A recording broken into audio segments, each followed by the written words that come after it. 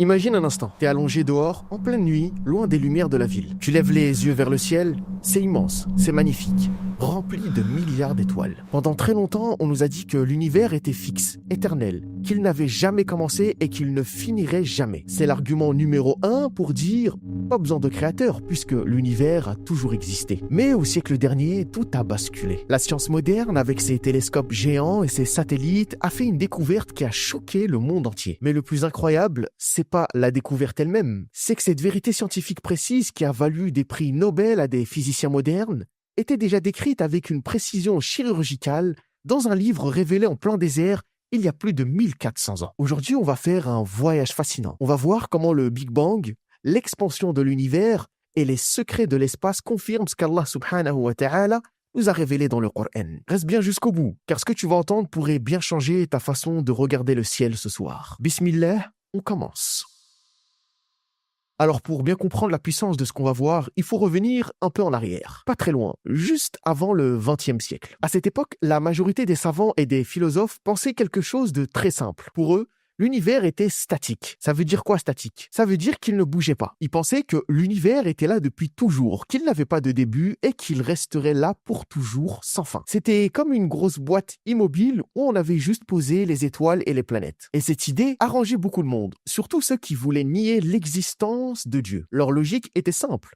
Si l'univers a toujours été là, il n'y a pas besoin de créateur pour le fabriquer. Il se suffit à lui-même. C'était l'argument idéal du matérialisme. Mais tout ça, c'était avant. L'ère moderne est arrivée avec ses nouvelles technologies et ses calculs super précis. Et là, coup de tonnerre. Les scientifiques se sont rendus compte qu'ils avaient tout faux. Attention, je dis pas que la science détient la vérité absolue. On sait tous que les théories scientifiques changent et elles évoluent. Ce qui est vrai aujourd'hui peut être corrigé demain. Mais là, on parle de faits, d'observations concrètes qui sont aujourd'hui confirmées et reconfirmées par des milliers de chercheurs à travers le monde. L'univers n'est pas mort, il n'est pas fixe, il est vivant. Il bouge et son histoire est bien plus incroyable que ce qu'on imaginait. Tu vois, cette idée d'un univers immobile, c'était pas juste une question de physique ou d'astronomie. C'était bien plus profond que ça. C'était devenu une arme philosophique redoutable contre la foi. Le raisonnement des matérialistes était super simple, en apparence très logique. Si quelque chose n'a pas commencé, alors personne ne l'a commencé. C'est mathématique. Donc si l'univers est éternel, s'il a toujours été là, alors il n'a pas besoin de créateur. Il se suffit à lui-même. Pour eux, c'était l'argument ultime. Ils s'en servaient pour dire, regardez,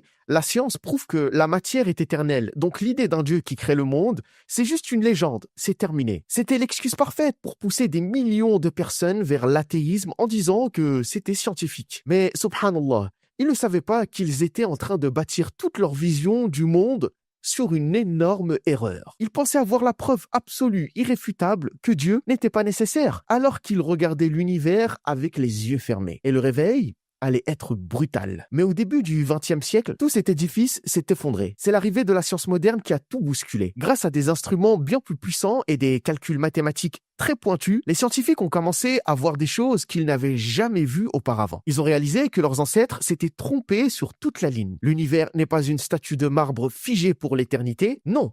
L'univers est dynamique, il change, il est en mouvement constant. Maintenant, je vais faire une petite parenthèse très importante ici. En tant que croyant, on doit être juste et prudent. La science humaine n'est pas la vérité absolue. Et ce qui est considéré comme vrai aujourd'hui peut être corrigé ou affiné demain. On l'a vu plein de fois dans l'histoire. Les théories évoluent. Mais il ne faut pas tout rejeter pour autant. Ici, on ne parle pas d'une simple petite hypothèse lancée au hasard. On parle de faits, d'observations concrètes, de mesures qui ont été vérifiées et revérifiées par des milliers de chercheurs à travers le monde. Ce sont des faits que l'on qualifie de hautement confirmés aujourd'hui. C'est du solide. Et c'est justement sur ces bases solides que l'on va s'appuyer pour la suite. Alors l'un des faits les plus importants qu'on ait découvert, c'est que l'univers est en constante expansion. Il grandit tout le temps. Cette idée de fou, elle a d'abord germé dans la tête de deux hommes au début du siècle dernier. Un physicien russe, Alexander Friedman, et un cosmologiste belge, Georges Lemaître. Juste en faisant des calculs avec des équations sur du papier, ils avaient déjà compris que l'univers ne pouvait pas rester sur place. Il devait être en mouvement. Mais bon, des calculs, ça reste abstrait. Il fallait une preuve concrète. Et cette preuve, elle est arrivée en 1929 grâce à Edwin Hubble. T'as sûrement déjà entendu ce nom.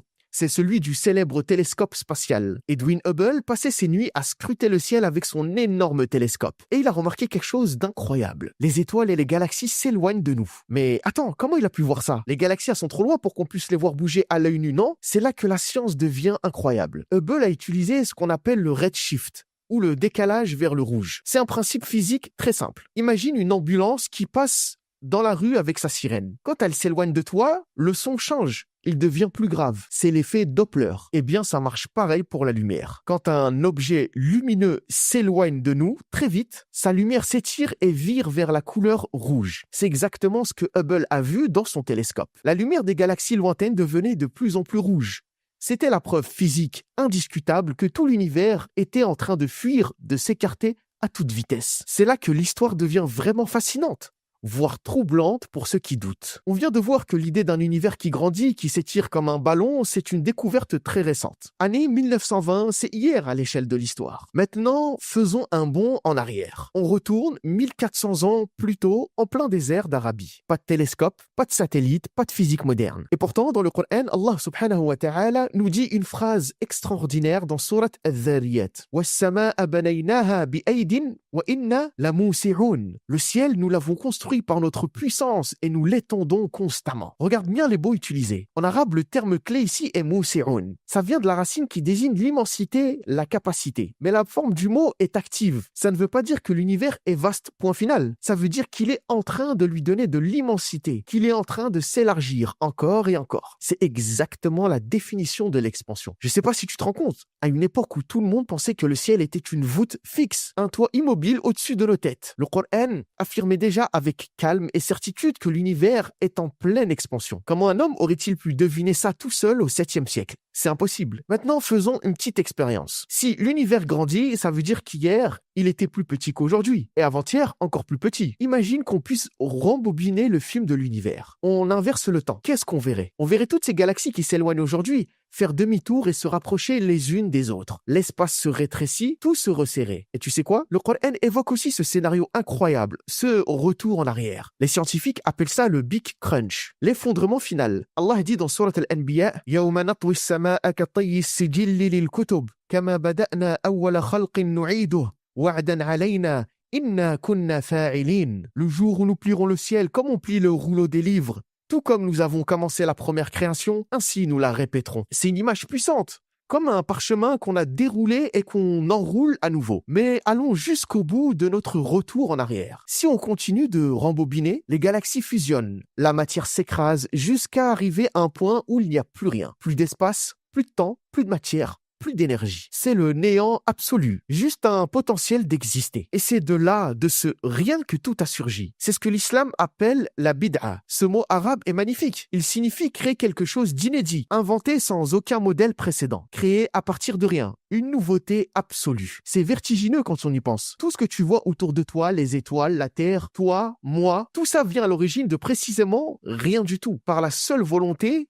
d'Allah. On arrive maintenant au moment crucial, le Big Bang. Si on continue notre voyage à rebours, on arrive à un instant zéro. À ce moment-là, tout l'univers est concentré en un seul point minuscule, infiniment petit mais d'une densité et d'une chaleur infinie. Les physiciens appellent ça la singularité. Tout était mélangé, compacté, soudé ensemble dans une violence inouïe. Et soudain, boum, l'explosion, la séparation, l'univers naît. Et ce qui est incroyable, c'est que le Coran décrit cette étape précise avec des mots d'une justesse scientifique incroyable. Écoute bien à qui ce verset s'adresse. Allah dit dans Surat Al-Anbiya أَوَلَمْ يَرَ الَّذِينَ كَفَرُوا أَنَّ السَّمَاوَاتِ وَالْأَرْضَ كَانَتَا رَتَقًا فَفَتَقْنَاهُمَا وَجَعَلْنَا مِنَ الْمَاءِ كُلَّ شَيْءٍ حَيٍّ أَفَلَا يُؤْمِنُونَ. Ceux qui ont mécru, ne voient-ils pas que les cieux et la terre formaient une masse compacte? Ensuite, nous les avons séparés. Mais attends une seconde, ne voit-il pas? À l'époque du prophète sallallahu alayhi wa sallam, personne ne pouvait voir ça. Les bédouins du désert ne pouvaient pas observer l'origine de l'univers. Alors à qui Allah parle-t-il? Il parle à ceux qui auront les moyens de voir cette réalité plus tard. Il parle aux scientifiques d'aujourd'hui, aux astronomes qui observent le fond de l'univers. Et regardons les mots arabes. C'est fascinant. Pour dire masse compacte, le Coran utilise le mot ratqan. En arabe, le mot ratq veut dire quelque chose de cousu,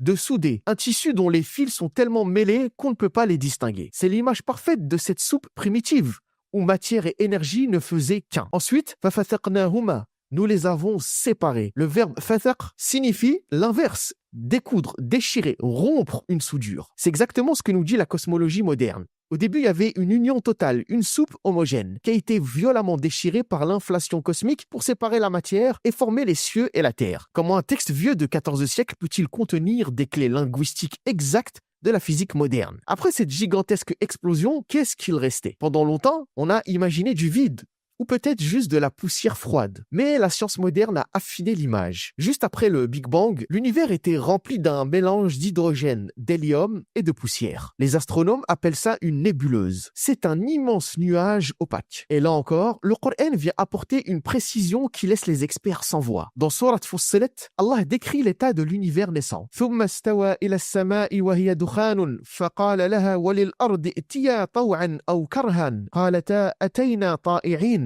Il s'est ensuite orienté vers le ciel alors qu'il était fumé. Le mot utilisé ici est dukhan, fumé. Pourquoi ce mot est-il si important? Pourquoi ne pas avoir dit nuage ou gaz ou vapeur par exemple? C'est là que la science rejoint la révélation de manière spectaculaire. Un gaz peut être froid, mais la fumée par définition c'est un gaz chaud, chargé de particules, issu d'une combustion ou d'une chaleur intense. Or, qu'est-ce qu'on a découvert au XXe siècle? Eh bien, on a découvert que le rayonnement fossile ou le fond diffus cosmologique, c'est une trace de chaleur qui baigne tout l'univers encore aujourd'hui. C'est la preuve irréfutable que l'univers à ses débuts était une fournaise, il était brûlant. Donc le mot gaz aurait été scientifiquement incomplet. Mais le mot fumée, ad-dukhan, est scientifiquement parfait. Il décrit à la fois l'état gazeux, l'opacité et la température extrême de l'univers à ce moment-là. Encore une fois, qui pouvait connaître la température de l'univers primitif il y a 1400 ans? Là, on arrive au bout de ce voyage et il faut qu'on se pose une question très honnêtement. On a vu des choses incroyables. On a parlé de l'expansion de l'univers, du Big Bang, de la séparation initiale de la matière et même de la fumée chaude des origines. Maintenant, remettons tout ça dans son contexte. On est au 7e siècle, en plein désert. Il n'y a pas d'université, pas de laboratoire, pas de télescope. L'humanité pense que la Terre est plate, que le ciel est un toit fixe. Comment un homme qui ne savait ni lire ni écrire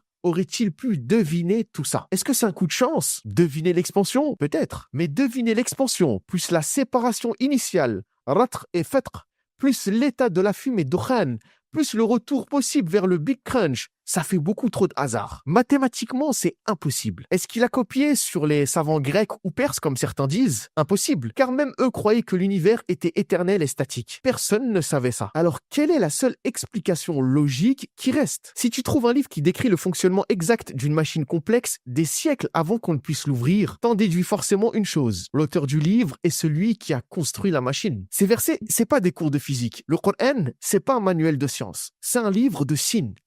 Mais ces signes sont là pour nous montrer une chose. Celui qui a révélé ces mots est celui-même qui a éclaté la singularité, qui a étendu l'espace et qui a allumé les étoiles. Il connaît sa création dans les moindres détails parce qu'il en est l'architecte. La science, quand elle est sincère, ne contredit pas la foi. Au contraire, elle finit par confirmer ce que le Créateur nous a dit il y a bien longtemps. Barakallahu fikum d'avoir regardé jusqu'ici. Si cette vidéo t'a fait réfléchir, partage-la et surtout lève les yeux vers le ciel ce soir et médite. Je vous dis à vendredi prochain à 18h, Inch'Allah. Fi amanillah.